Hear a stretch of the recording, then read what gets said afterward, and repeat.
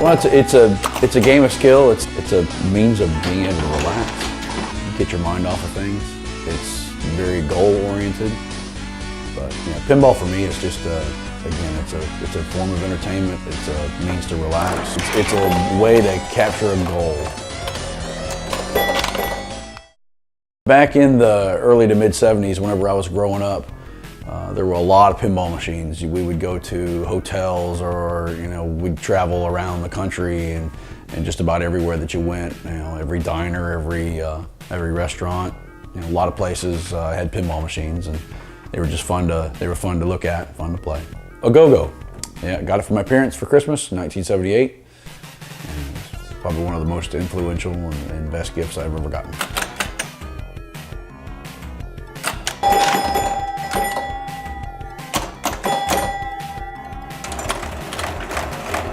This was the first one I collected. The second one that I got was in 1984, and the collection just kind of spiraled from there.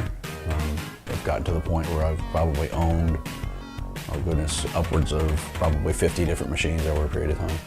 I enjoy having people over. I enjoy having family and friends over. Every once in a while we have a club that comes over and plays pinball, and we get the music going and get some food, and it's just a good time. I think just about anybody that's in here has always had fun. So that says a lot too.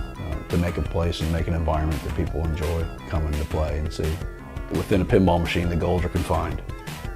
The goal is what the goal is, and it's achievable, and it's just about achievable for anybody that's out there willing to give it a shot. And I know there's games out there that I've got a game over here that you have to shoot the ball into like a dummy's mouth.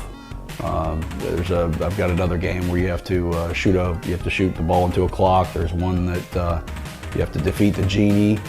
There's one that you have to attack Mars. Or you shoot a spaceship and the spaceship rocks back and forth. There's some out there that you actually destroy a castle, and the castle actually looks like it falls apart on the playfield. So achieving those goals is a lot of fun. I think in life, it's difficult to achieve goals depending on how high you set them for yourself.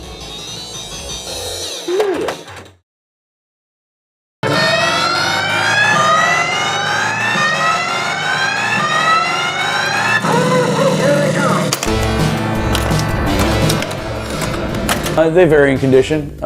Sometimes they're pretty rough and need some electrical work, electronic work. Some of them need artwork, repaired and things.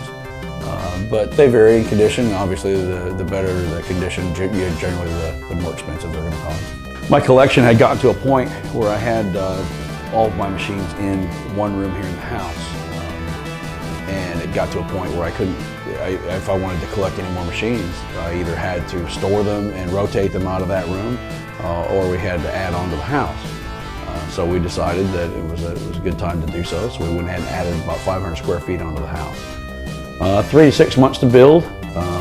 After the room was finished, we came in and decorated, did all of our artwork inside of it, laid the tile, had the carpet, of course, installed. Did the woodworking inside the room. All the lighting was custom that I did.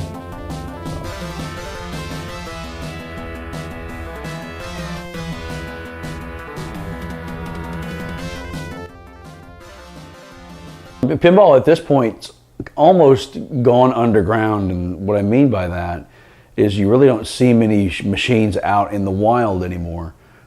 It's kind of gotten to this point where there's a lot of people, a lot of home collectors that buy machines. There's new machines still being made. There's actually new manufacturers that are coming on board. In my opinion, that's pretty much the same to be said for video games. Video games have now pretty much gotten to the point where you really don't see large video games anymore unless you go to a family fun center, or you'd see a Pac-Man or Miss Pac-Man all over the place, but just not so much anymore. But unfortunately, you just don't see pinball out in the wild like you used to. If you want to go play pinball, you have to seek it out. It isn't just going to be there while you're walking by, just, oh, hey, there's a pinball machine, let me go ahead and play it. And that's unfortunate. I think there's a sense of competition. When we play each other, there's a sense of, I can walk up to a pinball machine, someone else walks up to a pinball machine, we can play each other, and there's a camaraderie there. There's a that you're part of something. You're both working on this. You're both playing this one machine. That we've gotten to a point in society where we really don't go out and do things. Look at arcades. Look at the theater industry. Look what the theater industry's had to do to try to get people to get up out of their seats, get up out of their entertainment areas of their house and go out and see movies. You don't have to go out to do these things anymore. Pinball is something that you have to, if you want to do it, you have to go out to do it, unless you have machines of your own. It's a physical device. It's a physical experience. You can feel the ball. You can feel the flippers. It's mechanical. It's physical. It's almost like playing baseball. My future in pinball, I would like to eventually retire and either work on pinball machines or have a place where people could come play them that was specifically pinball. I think there's a market for that. I know that a lot of people, when they come to this house and they play these games, they wish that they could play them elsewhere or find a place to play them.